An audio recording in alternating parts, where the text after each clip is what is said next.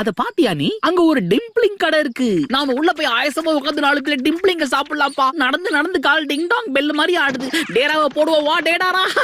கால் வலிக்குதுன்னு சொல்லிட்டு எப்படி ஓடுறான் பாரு. இப்போ என்ன கெட்டு போச்சு? எங்க இருக்குன்னே தெரியாத டைல் பீஸ்ட தேடி நடக்க ஆரம்பிச்சோம். என்ன பிரயோஜனம்? வயித்த காய போட்டு ஏன் அலையணும்? சாப்பிட்டு நல்லா தெம்பா தேடுவோம். எதை தேடி போயிட்டு இருக்கோம்? 3 tails தான் மாங்கா.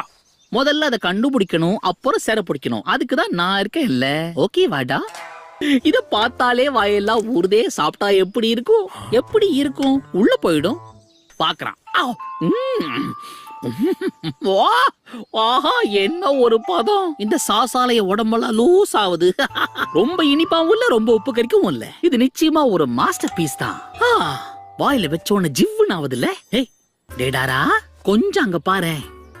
இந்த திறந்த வாய பார்த்தா உன் வேலைப்பாடு மாதிரியே இருக்கே. இத பார்த்தா உன்னோட கலை நுணுக்கம் தான் என் மனசுக்கு படுது. ஒரிஜினல் காப்பி போல இருக்கு.